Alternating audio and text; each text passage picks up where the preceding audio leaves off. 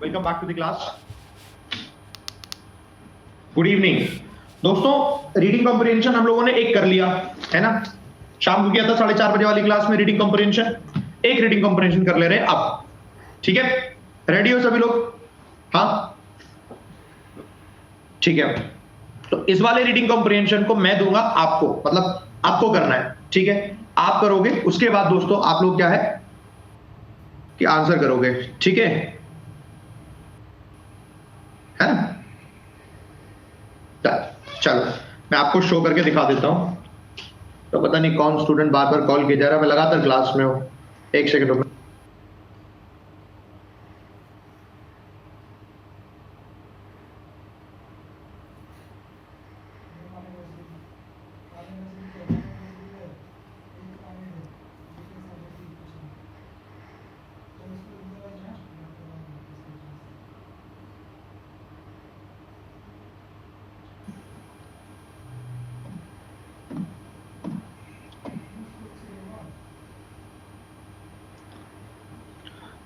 चलो चलो चलो चलो चलो, ये आरसी लगाते रहो मैं।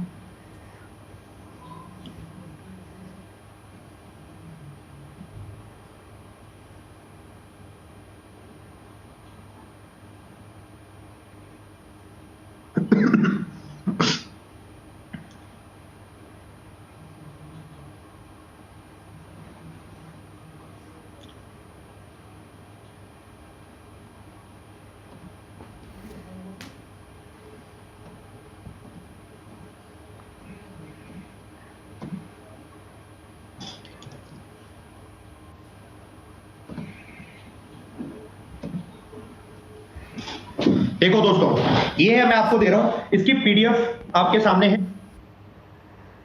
के सामने है, मतलब पीडीएफ की ऐसी जरूरत पड़ेगी नहीं। अमित मैं आपको ब्लॉक कर दूंगा एक बार और, अगर आपने लिखा यहां पढ़ लो, यहां रोजगार मिल रहा है, मिल गया रोजगार। बुद्धि का थोड़ा इस्तेमाल कर लो, माँ बाप से पूछ लो कि मम्मी पापा विशाल सर की क्लास चल रही है, विशाल सर रीडिंग कॉम्प्रिहेंशन की प्रैक्टिस करा रहे हैं, मैं एक बार लिखे जा रहा हूं हैशटैग मोदी रोजगार दो। बुद्धि बुद्धि है कुछ की नहीं है? आई की तैयारी कर रहे हो? तैयारी कर दो ब्लॉक।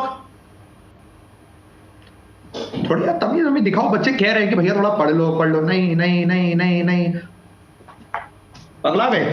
करो करो करो, माँ बाप से एक बार पूछो। हर एक काम करने का तरीका होता है। गाना गाने की जगह है, वहां नहाने चले जाओगे। नहाना होता है जहां पर, वहां बैठ के खाना खाने लग जाओगे। तभी समझ रहा हूं क्यों हरकतें इतनी खराब है। परेशान करने की जरूरत नहीं यहां पर किसी को। और यही लोग होते हैं जो ना आरसी करते हैं ना उसके आंसर कर पाते हैं, फिर यही रोते हैं, कहते आंसर हो नहीं रहा। हाँ बताओ। चलो क्वेश्चन दोस्तों देख लो, पोल देखना है, मैं नहीं पढ़ाऊंगा, ये आपको खुद करना है दोस्तों। क्वेश्चन देखो, पोल दूंगा मैं, आपको खुद पढ़ना है। सिर्फ एक ही इसका है, एक ही स्लाइड में, ओनली वन स्लाइड। ठीक है, ओनली वन स्लाइड। तो सिर्फ आप क्लू लिखते जाओ। पहला क्वेश्चन क्लू लिख लेना, तो बोलना मुझे डन, सिर्फ डन बोलना क्लू लिखकर। ठीक है, इस बार मैं नहीं पढ़ाऊंगा, आप ही देखोगे, आप ही इसके आंसर करोगे।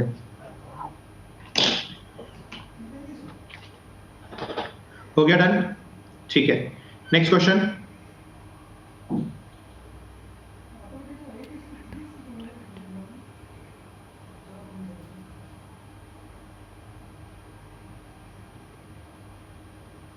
Done, next question.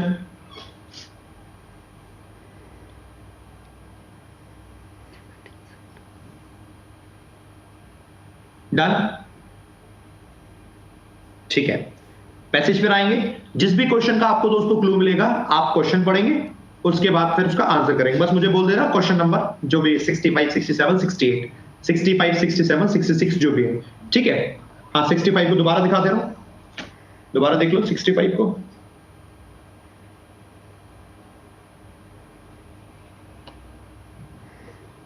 सिक्स को देख लो। थियमेटिक का मतलब थीम, थियमेटिक का मतलब थीम, थीम किस चीज पर व्यू क्या है वो होती है थीम।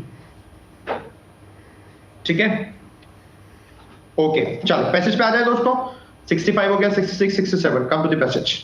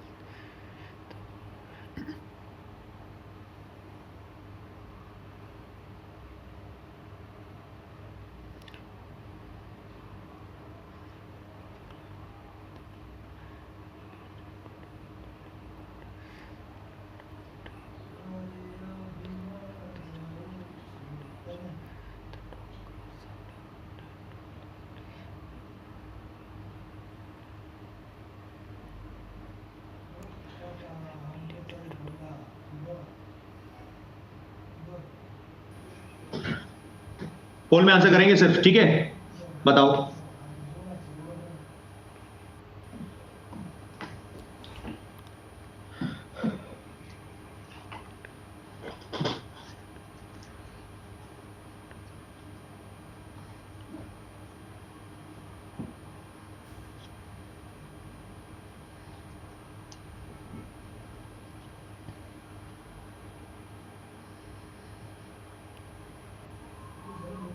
तो 30% लोग करेक्ट हुए हैं, बाकी गलत हो गए हैं दोस्तों। जिनका गलत हुआ है सभी लोग ध्यान देंगे, तब उनको समझ में आएगा कहां पर गड़बड़ हुई है, तो उस गड़बड़ को भी फिर वो लोग सही करेंगे, ठीक है?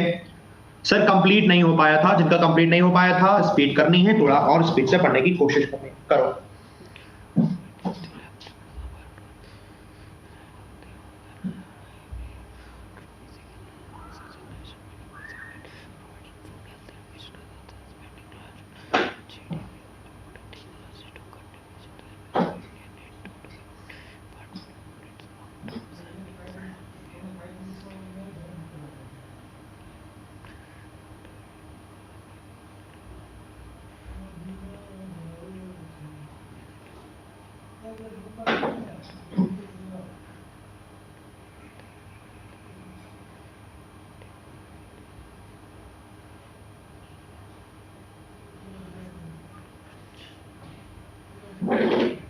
कोई मिल रहा है क्या क्लू?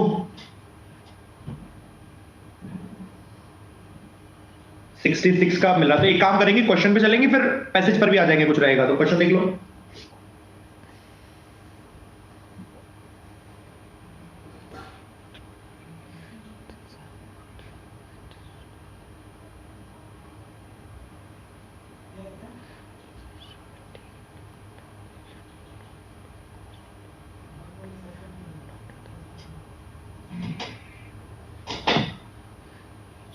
डन।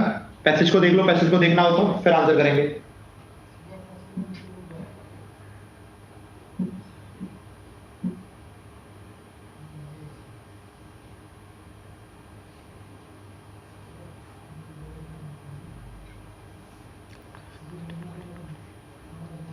डन।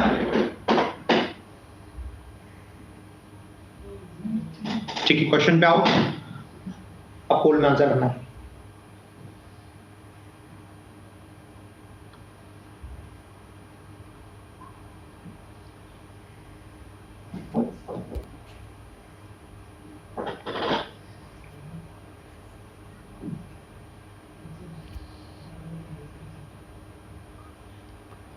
पीयूष अभी बस एक ही टॉपिक हुआ है ना? आप इसकी पुरानी वीडियोस देख लो, जो एक टॉपिक हुआ है बस की पुरानी वीडियोस देखो तो आपको कंफर्म होता जाएगा। बाकी अभी रीडिंग कॉम्प्रिहेंशन कर रहे हैं, सिर्फ सब्जेक्ट वर्ब एग्रीमेंट हुआ है ना? बाकी इसकी रीडिंग कॉम्प्रिहेंशन कर रहे हैं, तो आप पुरानी वीडियो देखोगे तो आपको समझ में आ जाएगा। इंट्रोडक्शन से देखना एक एक करके। 31% लोग करेक्ट हैं, इस पर आए हैं, ठीक है, ओके, सी पर, ओके, ठीक है। पैसेज तो पूरा पढ़ लिया होगा अब तक आप लोगों ने, पैसेज कंप्लीट हो गया है ना? अब क्या है कि आखिरी जो क्वेश्चन है, आखिरी क्वेश्चन भी थीमेटिक है, थीम पूछी गई, तो आप मेरा थीम सोच के बताओ क्या हुई होगी। आखिरी क्वेश्चन को और देख लो, सिर्फ डन बोलना, फिर हम इसका ही बोलेंगे। तो इससे अब एक आइडिया दूंगा मैं, देखो बढ़िया।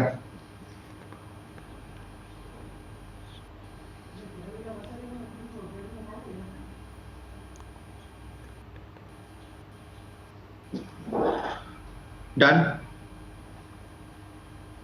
इसका आंसर ज्यादातर लोग गलत कर देते हैं कई बार, और अगर ध्यान से नहीं पढ़ा होता तो आपके पोल से पता चल जाएगा ज्यादातर लोग सही करेंगे कि गलत।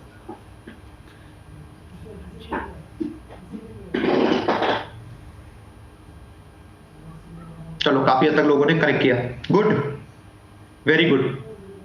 अच्छा, अब आप देख पा रहे हो मैंने इसमें एक भी आपको क्वेश्चन नहीं समझाया, मैंने आपको कुछ भी नहीं समझाया कि क्या लिखा हुआ है पैसेज में।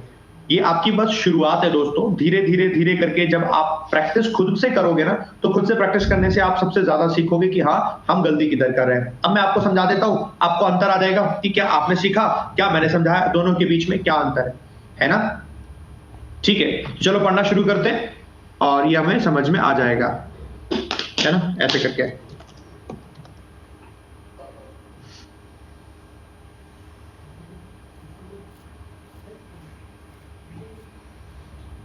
देखो पढ़ते हैं क्या लिखा हुआ है दोस्तों, है ना। कहां से आरसी की प्रैक्टिस करें दोस्तों, आप सभी के लिए मैंने अपडेट सेक्शन में आरसी की एक पीडीएफ दी हुई है 50 क्वेश्चन की, तो जाके उस पीडीएफ को डाउनलोड कर लेना अपडेट सेक्शन में, क्लास खत्म हो जाए उसके बाद कर लेना, ठीक है। और डेली वहां से एक एक करके करनी। अब चलो इसे पढ़ना शुरू करते हैं। Climate change and its imperatives, जो क्लाइमेट चेंज है और इसके जो प्रभाव हैं across the globe have move beyond the immediate compulsion of rising mercury levels on planet Earth. वो हमें बताता है कि बहुत एक मजबूरी, कंपल्शन आ गया कि राइजिंग, बढ़ता हुआ मर्करी लेवल जो हमें देखने को मिल रहा है प्लैनेट अर्थ पर, तो वो उसकी कंपल्शन को बताता है कि हमें कुछ ना कुछ जल्दी जल्दी ऐसा कदम उठाना पड़ेगा, ठीक है। It is today a debate, आज ये एक डिबेट है अमंग नेशंस, सभी नेशंस के बीच में, on geopolitics and the shift in economic balance from the developed countries. ये एक डिबेट है सभी नेशंस के बीच में, किस चीज पर है, जियोपॉलिटिक्स को लेकर है, और जो शिफ्ट हुआ है इकोनॉमिक बैलेंस। इकोनॉमिक बैलेंस कैसे शिफ्ट, अभी क्या है, कुछ दूसरी कोई कंट्रीज थी वो पावरफुल थी, अब कोई और कंट्रीज हो गई होंगी powerful. In economic balance from the developed countries to the emerging economies, वो मतलब जो डेवलप्ड कंट्रीज जो थी वहां से जो डेवलपिंग कंट्रीज है वहां पर इकोनॉमी शिफ्ट हो गई। कहने का मतलब ये होता है कि डेवलप्ड जो नेशंस हैं वो पावरफुल हैं, और जब डेवलपिंग नेशंस पावरफुल होने लगते हैं यानी कि यहाँ पर शिफ्ट हो रहा है, ये इसका मतलब है, समझ में आ गया, है ना।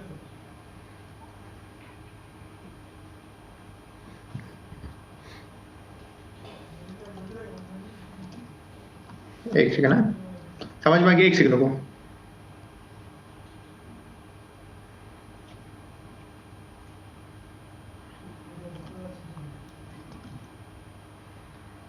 एक सेकंड, एक आपकी बस बात बता दो।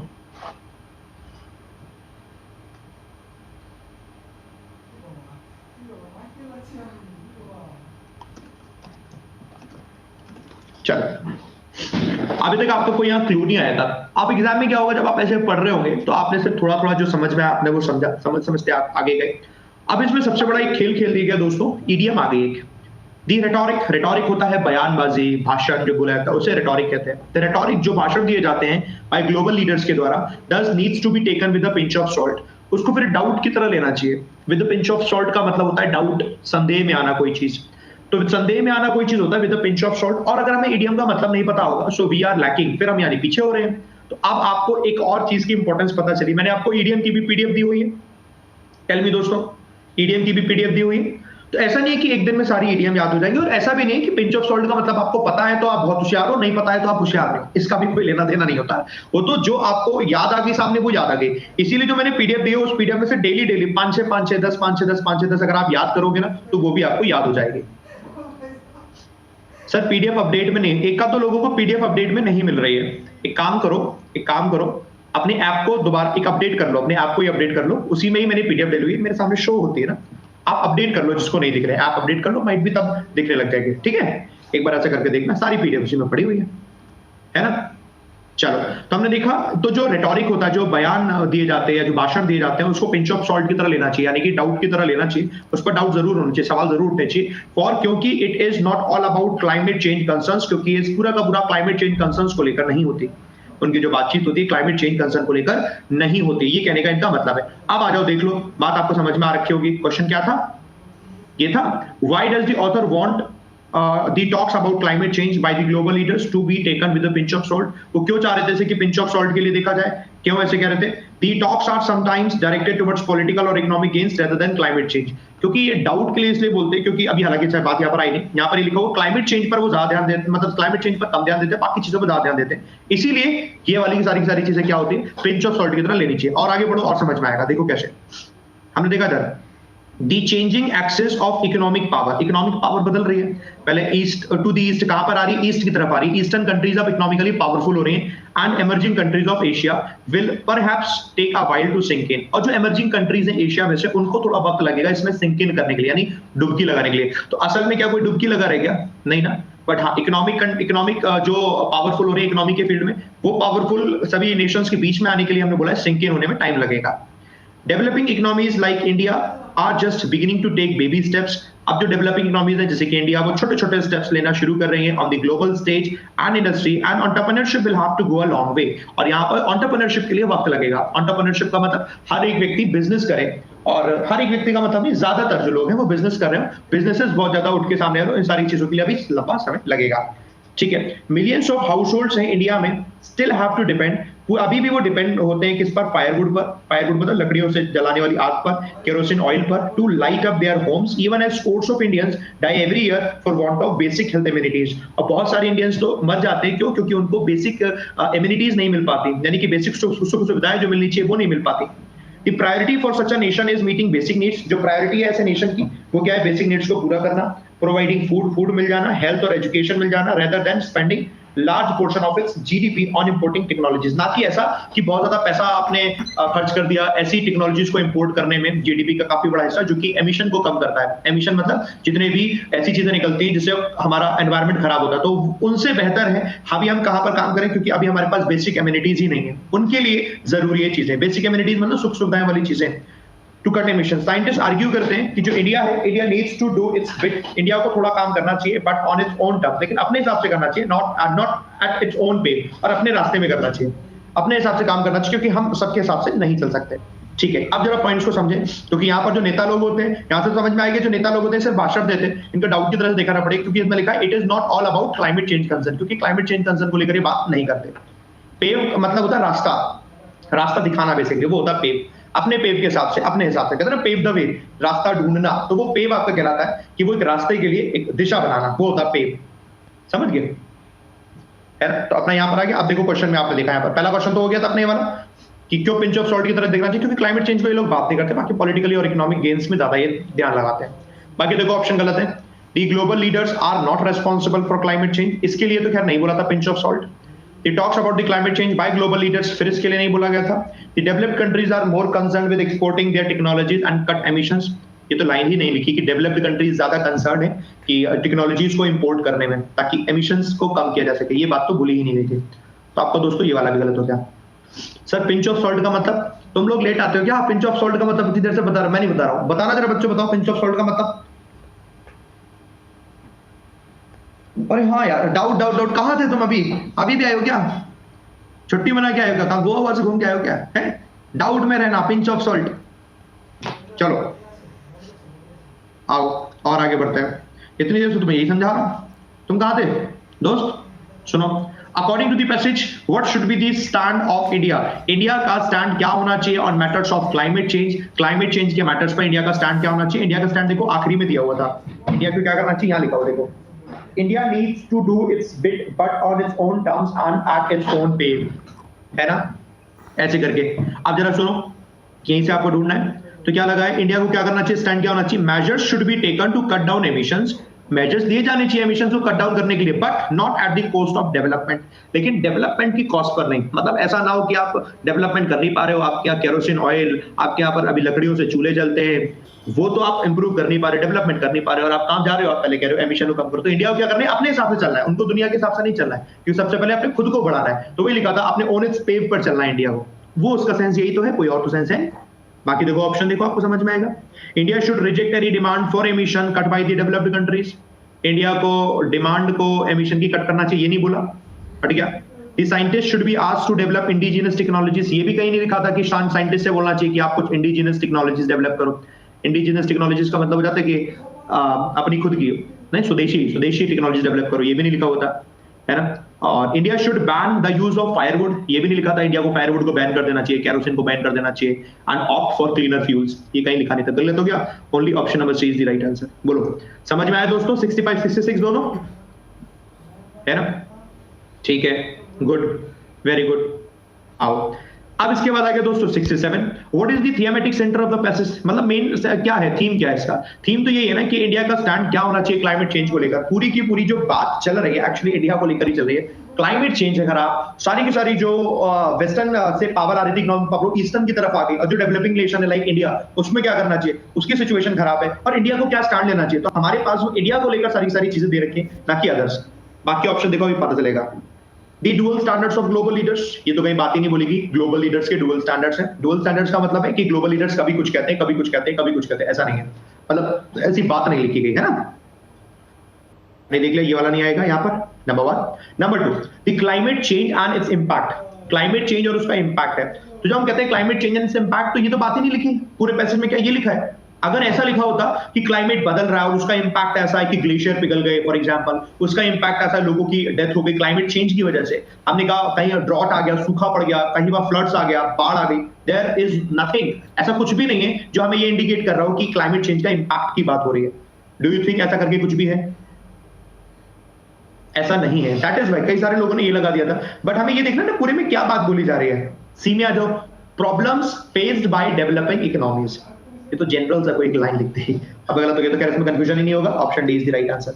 हालांकि देखो 30 से 35% के आसपास ही हर क्वेश्चन में आप लोग करेक्ट थे, कोई दिक्कत नहीं है, कोई परेशानी नहीं है। The main thing is that you are just trying, कोशिश करने करने से ही आएगा। एक बार में तो ऐसे आज से एकदम से आएगा नहीं, धीरे धीरे धीरे धीरे धीरे धीरे धीरे धीरे धीरे धीरे धीरे करोगे तो आपका जरूर आ जाएगा। समझ में आ गया दोस्तों ये वाला, है ना? सर 3 क्यों नहीं होगा? 3 में तो बेटा बात ही कुछ अलग ही कह रहे हैं कि वो समस्याओं की बात कर रहे हैं जो डेवलपिंग इकोनॉमीज फेस करते हैं। क्या समस्याओं की बात हो रखी है यहाँ पर? समस्याएं की बात तो होती है, डेवलपिंग कंट्रीज के पास पैसे कम होते हैं, डेवलपिंग कंट्रीज को नेशन को इंप्रूव करना होता है, ऐसा करके बात होते हैं। यहाँ सिर्फ इंडिया को लेकर बात की हुई है, ठीक है ना? सर और क्वेश्चंस कराओ आप जी। शिखा दीदी बिल्कुल कराऊंगा और क्वेश्चन। शिखा दीदी आपने इससे पुरानी क्लास ली है और उससे पुरानी क्लास 3 क्लास करवाई आरसी को लेकर? बताइए बताइए सर जी। और क्वेश्चन करवा तो रहा हूं, तुम लोगों को जितना दे दो उतना ही हजम नहीं होता, मौका पड़ जाएगा। तुम लोगों के लिए तो क्लास ले रहा हूँ, 4:30 बजे क्लास ले, मैंने कहा आज वाली भी क्लास ले रहा हूँ। इतने नाटक करते हो। अभी घर में होमवर्क दिया है, होमवर्क किया है? मैं शिखा दीदी से पूछता हूँ, आपने होमवर्क किया है? होमवर्क किया 50 क्वेश्चन वाला? वो नहीं किया होगा अभी।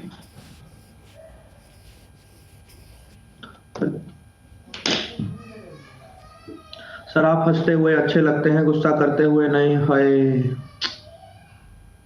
और आप भी अच्छी अच्छी स्टूडेंट की तरह बात करते हुए ही अच्छे लगते हैं, उससे ज्यादा नहीं, है ना? स्टूडेंट की तरह बात करें तभी अच्छे लगते हैं बस, और क्या। हाँ अभी एक दीदी कह रही थी सर आपकी टी शर्ट कभी गंदी नहीं होती क्या? अब दीदी क्या कहूं आपसे, क्या कह सकता हूं दीदी। अनअकैडमी ने मेरे को बहुत टी शर्ट दी हुई है ना? अगर मैं 1 महीने भी टी शर्ट पहनूं ना तो भी मेरे पास डेली के लिए टी शर्ट होंगी। अनअकैडमी ने सब टीचर को दे रखी है, इतनी टी शर्ट दे रखी है कि अगर आपके पास टाइम ना मिले कोई दिक्कत नहीं। क्या बताएं, आरसी तो करना नहीं है, इन्हें करनी है मौज। मौज आ गई है?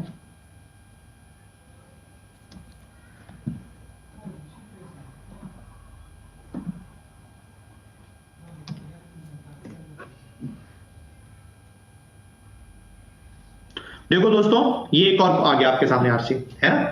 जैसे आरसी हमने वो किया था सेम एज आरसी एक दोस्तों हमारे सामने ये है, ठीक है? 1 2 2.5, ठीक है? एक शॉर्ट में और एक शॉर्ट से बड़ा लॉन्ग में। तो 2.5 स्लाइड में है और इसके बाद हम यहाँ पे ला गए इधर 1 2 3 4 5 6, बस 6 क्वेश्चन का आरसी है। ये क्वेश्चन आप खुद करेंगे, ये मैं नहीं करा रहा हूं, ये आप खुद करेंगे। आपके लिए टाइम है अभी से लेकर 24 घंटे का, 4:30 बजे हम मिलेंगे। आपको जो क्वेश्चन दिए मैंने वो आप करो और इसको भी करो। सबके आंसर्स मैंने दिए हुए, लेकिन आंसर्स पहले से मत देखना, लेकिन आंसर्स मैंने इतने अच्छे से एक्सप्लेन करके दिए हुए हैं आपको दिक्कत नहीं आएगी कभी भी। बढ़िया तरीके से एक्सप्लेन किया हुआ है ताकि आपको दिक्कत नहीं आएगी। तो एक बार जरूर करना, दिक्कत आएगी तो मैं हुई, मैं तो समझाऊंगा, सब पूरे समझा दूंगा, डोंट वरी, ठीक है? चिंता मत करो आप। तो ये आप करो, इसकी पीडीएफ भी आपने यहाँ यहीं से डाउनलोड कर लेना, बाकी लगा भी दे रहा हूं मैं अपडेट में। जिनको अपडेट में पीडीएफ नहीं मिलती अपने अपने ऐप को एक बार आप लोग ना अपडेट कर लेना, अपडेट में अपडेट वाली पीडीएफ आ जाएगी, डोंट वरी, ठीक है? रुको, हाँ, डाउट जो मेल किया था मैं बता रहा हूँ, इसके बाद डाउट पे बताऊंगा, डोंट वरी, टेंशन ना लो, इसको तो मैं दे रहा हूँ, आपके डाउट वाले मेल को ही लगाओ, don't worry.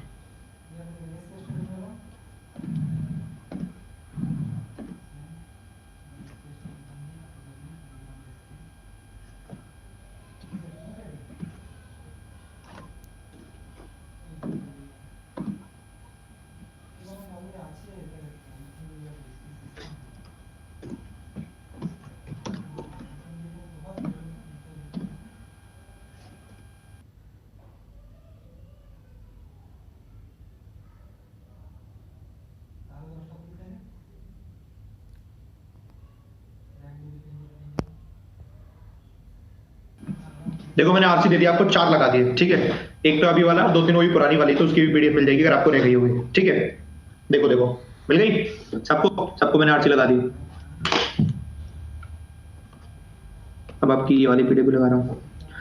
Sir ji Google news का ही बता दीजिए, गूगल न्यूज को फिलहाल अभी बंद कर रखा है, अपडेट रहा करो दोस्तों, आपको खुद पढ़ना है गूगल न्यूज को, अभी फिलहाल के लिए अभी बंद कर रखा है गूगल न्यूज, है ना।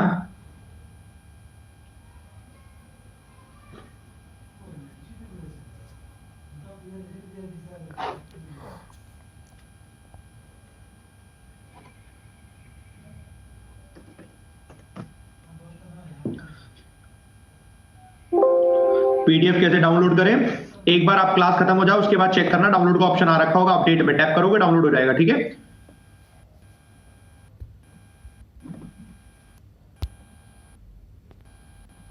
जिनके डाउट आ रखे हैं हमारी टीम ना उनके डाउट के सारे पीपीटी बना देती है, पीपीटी बना के पीडीएफ।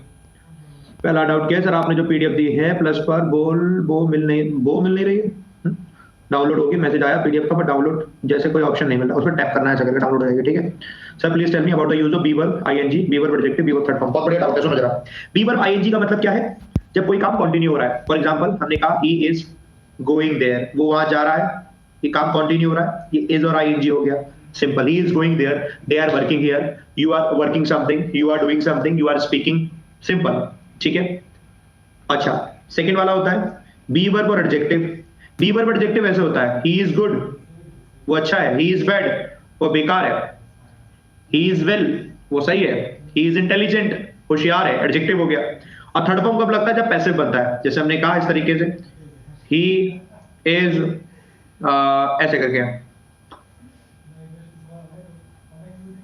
ही इज बीटन, ही को मारा गया, ही को पीटा गया, ऐसे करके, है ना। ही इज कॉल्ड, ही को बुलाया गया, पैसिव, ये पैसिव में बनता है। तो जब is am are was were ऐसे करके पैसिव में बनेगा तब आपका थर्ड फॉर्म लगेगा, एडजेक्टिव बनेगा तो इस तरीके से बनेगा, और वो आपका फर्स्ट वाला कॉन्टिन्यूअस ऐसे करके, ठीक है, डन।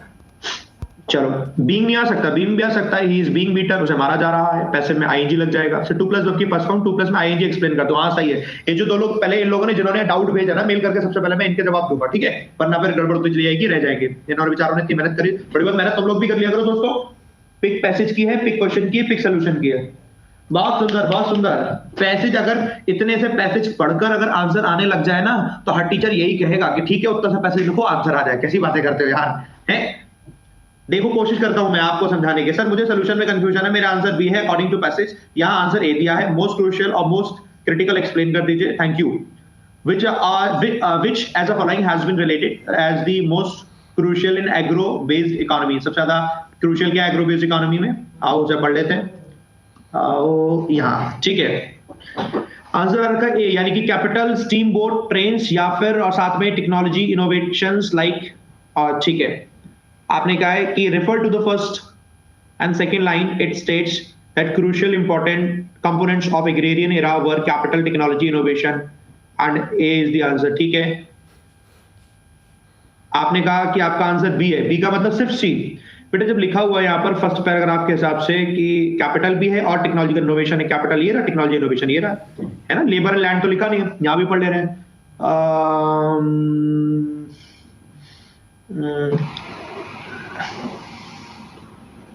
देखो लिखा इंदिरा capital did play a role, capital ने रोल प्ले किया है, एज डिड साथ के साथ टेक्नोलॉजी इनोवेशंस ने भी रोल प्ले किया है, जैसे कि प्लग में, प्लग मतलब जुताई में, दी स्टीम बोट में, ट्रेन में एग्जाम्पल के तौर पर। But land and labour were more critical, लेकिन लैंड और लेबर क्रिटिकल रहे, यानी कि ये परेशानी में रहे, इन्होंने रोल बड़ा प्ले नहीं किया है। तो हमसे पूछा क्या गया है, क्रूशियल क्या रहे हैं, क्रिटिकल नहीं। क्रिटिकल का मतलब है जो हमेशा से पीछे रह गए, जिसपे हम आ ही नहीं पाए, जो रह गए। तो बट का मतलब होता है उससे अपोज ही कर रहा है, या मैं अगर थोड़ा सा लॉजिक समझोगे, थोड़ा सा अपोज ही कर रहा है, यानी कि ये वाला रह गया तो ये वाला रह गया, ये वाला तो बन गया। ये तो सबको समझ में आ गया। वैसे तो फिर इसका आंसर तो ही मिल गया। सबको समझ में आ गया दोस्तों, है ना? सही है। अच्छा सूर्य आप हो, चलो ठीक है, done, very good very good very good, चलो शाबाश। नेक्स्ट में चलते हैं। Sir if slash is between teams and was then what will be the answer? सबसे पहली तो बात, एग्जामिनर को तो पता है ना कि वो क्या पूछेगा। एग्जामिनर ऐसा नहीं करेगा कि यार आपको गलत कर दे, है ना? वो ऐसे कैसे कह सकता है? ठीक है, कह देगा कि इसमें से बताओ रेड पेन कौन सा है। ये है, बताओ मेरे के साथ में कौन सा पेन है, ऐसा तो नहीं कहेगा ना। अब आप उससे कहोगे सर ऐसे वाले को बताओ क्या होगा। जो चीज गलत है वो गलत चीज नहीं पूछेगा, हमेशा वही पूछेगा जिसमें एक में गड़बड़ होगी, हमेशा ध्यान रखना। हमने देखा कंप्लेंट फाइल की गई, पुलिस टीम को दिया गया, तो पुलिस टीम को कुछ दिया गया तो हमें ऐसा करना पड़ेगा, पुलिस टीम वाज गिवन ना, बीच में स्लैश आ ही नहीं सकता, बीच में स्लैश आ ही नहीं सकता। ठीक है। Respected sir, in the news I have two queries. In the headline when the name is there, Disha Ravi, why there is not using any article? आपका नाम क्या है? अमोल, ऐसे यूज करते हैं क्या? एन अमोल, बताओ नाम लिखता हूं। ए फिरदौस, ए रितु, है एन अमोल, बताओ नहीं यूज करते ना? किसी के नेम से पहले कोई आर्टिकल यूज करते हैं? नो, नो आर्टिकल, है ना? Not at all. और दूसरा सवाल क्या है? In the news first paragraph, the arrest is the verb और नाउन? अरेस्ट तो डेफिनेटली नाउन होगा, ओवर दी अरेस्ट नाउन है, नाउन है। My opinion is that it may be noun as per your guidance. हाँ noun ही है। Please discuss the two queries. ठीक है, डन, समझ गए? चलो वेरी गुड। ओके सर, जो आपने फ्रेजेस की पीडीएफ दी है वो मिल नहीं रही। एक तो यार बड़ी दिक्कत समस्या पीडीएफ की, अपडेट कर लो सब मिल जाएगा, सब पड़ा हुआ उसी में। ऐसा नहीं होता कि इंडिविजुअल किसी एक के पास दिख रही है दूसरे को नहीं दिख रही। अपडेट सेशन में सबसे तो सबको दिखता उसी में। ठीक है, एक बार अपडेट कर लेना, मोबाइल नंबर वगैरह सब तुमने डाल दिया। Please find the attachment. करना क्या है इसमें अटैचमेंट में? ये तो लिखा ही नहीं। अगम करना क्या है? व्हाट डियर सर के नीचे तो रही क्या? सर इस क्वेश्चन का आंसर नो एरर होगा ना? रीजन कंजंक्शन अलोंग विद के साथ सेकंड ईच ऑफ, हाँ नो एरर है इसका आंसर, नो एरर। ये तो हमने डिस्कस किया था क्लास में, इसको क्लास में डिस्कस किया था, नो एरर है इसमें, कोई दिक्कत नहीं।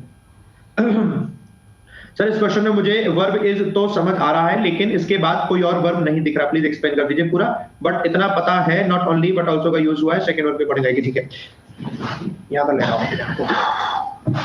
Company is working not only to bring new products, अच्छे तो कराया तो है, but also to improve market capture. Not only but also subject के प्लेस पर तो है नहीं, ना ही सब्जेक्ट को बता रहा है, तो नॉट ओनली बट आल्सो बस लिखा हुआ है, बट उसका कोई यूज नहीं है ऐसे। आपने देखा फिर दैट अलाइन, जो अलाइन करता है, दैट लिखा हुआ है, दैट किसके लिए यूज होगा? अब आपने देखा जो इससे पहले लिखा होगा, इससे पहले लिखा हुआ है कैप्चर, मार्केट कैप्चर, ये सिंगुलर है ना, सिंगुलर है, इसलिए आपकी वर्ब सिंगुलर आएगी, अलाइन की जगह अलाइंस हो जाएगा। समझ गए? अलाइन की जगह अलाइंस इसलिए हो जाएगा।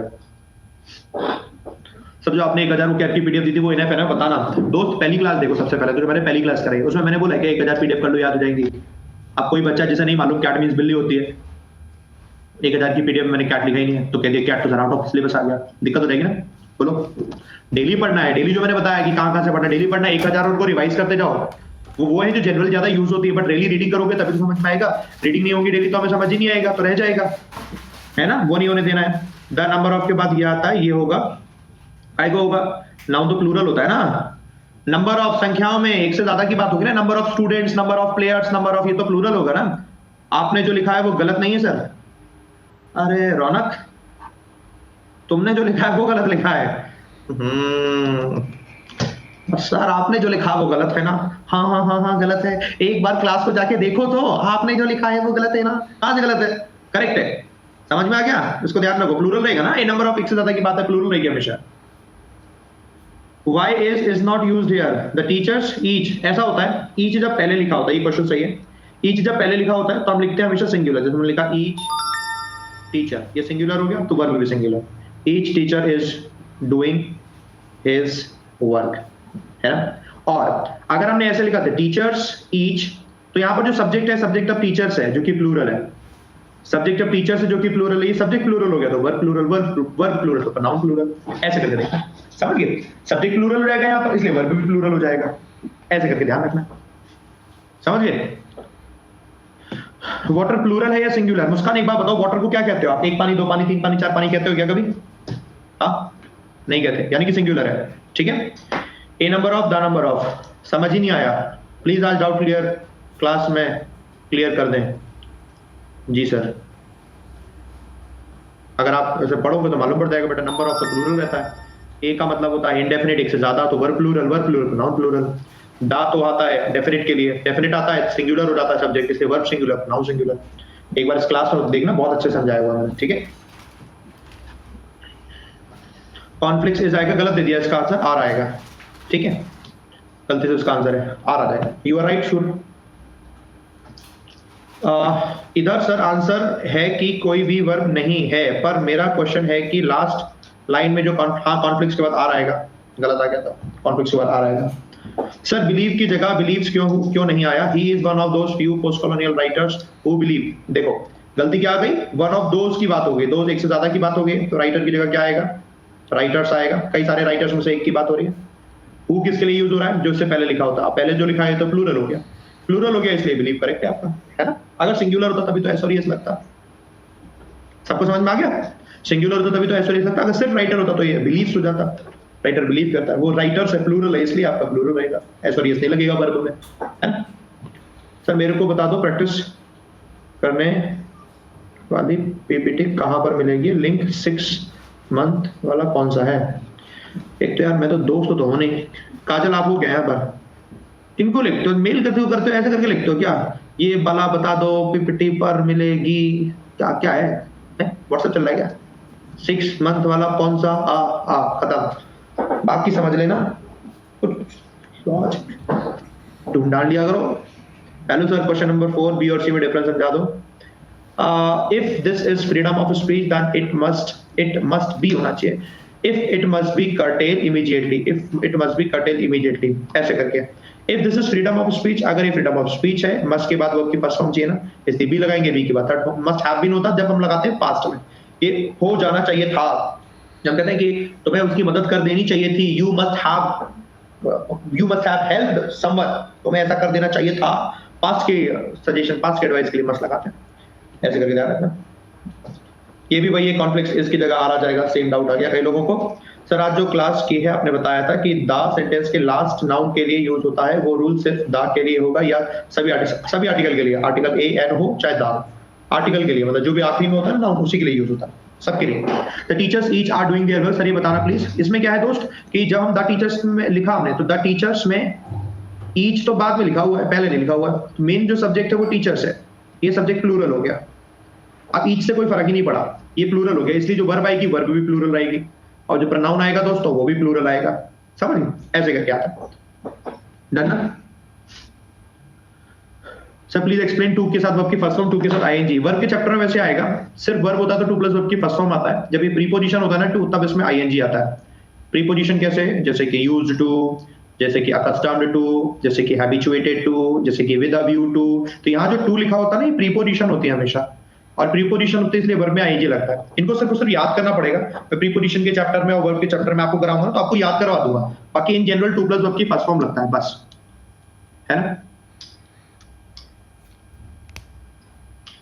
ठीक, चलो आज के सेशन को खत्म करें, ये वाला खत्म हो गया, और बाकी आप लोग ऐसे डाउट भेजते रहो मेरे को, मैं लगवा लूंगा, पंडित जी से हमारे यहाँ हैं, हमारे साथ में